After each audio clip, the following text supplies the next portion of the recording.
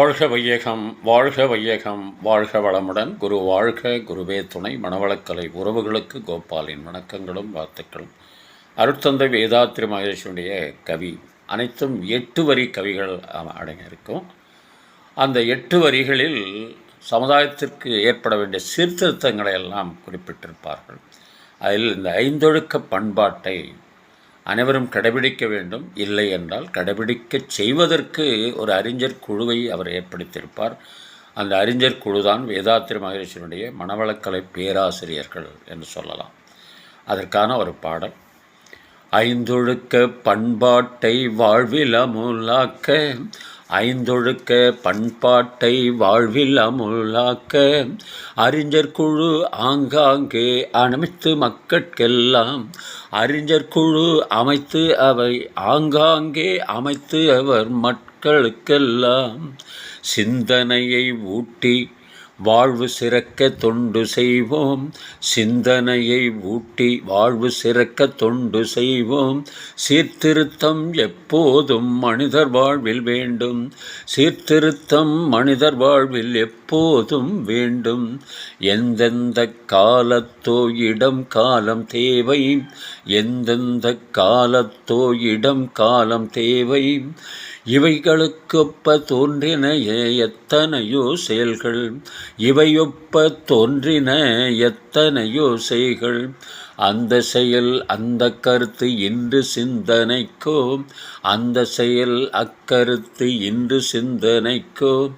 அனுபவத்தில் துன்பமளிக்குமெனில் தவிர்ப்போம், அனுபவத்தில் துன்பமளிக்குமெனில் தவிர்ப்போம். அதாவது இந்த 5 ஒழுக்க பண்பாட்டை உலகமெங்கும் அமல் செய்வதற்காக ஒரு அறிஞர் குழுவை நான் உருவாக்கியிருக்கிறேன். அந்த அறிஞர் குழு வேறு யாருமில்லை, பேராசிரியர்கள், மனவளக்கலை பேராசிரியர்கள். தற்சமயம் 20,000க்கும் மேற்பட்ட பேராசிரியர்களை உருவாக்கி வைத்திருக்கிறது நம்முடைய இயக்குநரகம், ஸ்மார்ட் இயக்குநரகம். அந்த அடிப்படையில் மனிதர் குல வாழ்வில் சீர்திருத்தம் அவ்வப்போது மாறிக்கொண்டே இருக்கணும். ஒரு காலத்தில் சதி திட்டம் என்று ஒரு திட்டம் இருந்தது. பெண்களை எல்லாம் கணவர் இறந்த பிறகு உடன்கட்டை ஏறுதல் என்ற ஒரு பழக்கம். இந்த சீர்திருத்தத்தை ராஜாராம் மோகன் ராய், சமூக சீர்திருத்தவாதின்னு சொல்லுவாங்க அவர் கொண்டு வந்து அதை ஒழித்தார் என்று சொல்லப்படுவது. அதுபோல ஒவ்வொரு காலகட்டத்திலேயும் ஒரு மகான் இது மாதிரி சில பண்பாடுகளை சமுதாயத்திற்கு வழங்குகிறார்கள். அந்த அடிப்படையில் வேதாத்ரி மகரிஷி கொடுத்த 5 ஒழுக்க பண்பாட்டை ஏற்றிவிட்டு பேசாமல் இருப்பதை விட ஒரு அறிஞர் குழு அமைத்து அவர்கள் மூலமாக சமுதாயத்தில் அதை விதைக்க வேண்டும் என்பது. ஏனென்றால் சீர்திருத்தம் மனிதர்குல வாழ்வில் நிச்சயம் வேண்டும். அப்போதுதான் மனிதன் சிறப்பாக வாழ்வதற்கு அது வழிவகுக்கும். முற்காலத்தில் அந்தந்த சூழ்நிலைகளுக்கேற்ப, மக்களுடைய மனநிலைகளுக்கேற்ப சில சீர்திருத்தங்கள் கொண்டு வந்திருக்கலாம். அவை இப்போது நமக்கு ஏற்புடையதாக அமையுமா என்றால் அனுபவத்திலோ கருத்துக்கோ ஏற்புடையதாக இல்லை என்றால் அதை மாற்றிக்கொள்ளலாம் என்கிறார்.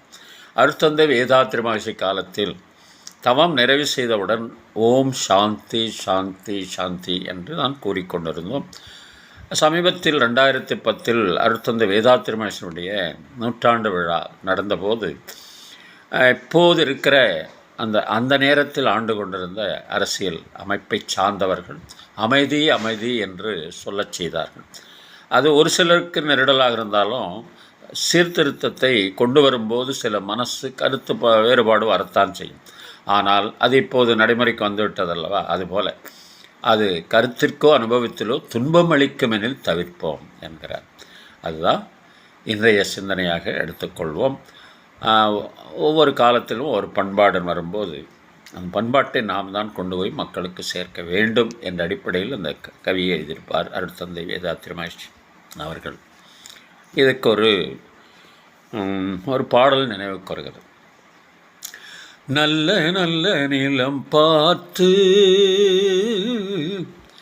நாமும் விதை விதைக்கணும், நாட்டு மக்கள் மனங்களிலே நாணயத்தை வளர்க்கணும். பள்ளி என்ற நிலங்களிலே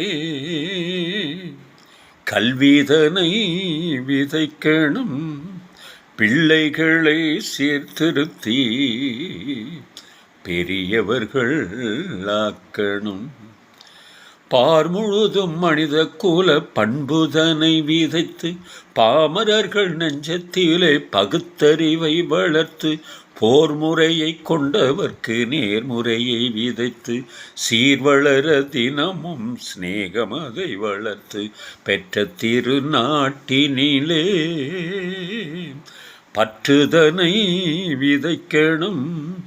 பற்றுதனை விதைத்து விட்டு நல்ல ஒற்றுமையை வளர்க்கணும். நல்ல நல்ல நீளம் பார்த்து நாமும் விதை விதைக்கணும். நாட்டு மக்கள் மனங்களிலே நாணயத்தை வளர்க்கணும். நாணயத்தை வளர்க்கணும். வாழ்க வளமுடன். நீங்களும் உங்கள் அன்பு குடும்பமும் வாழ்க வளம்.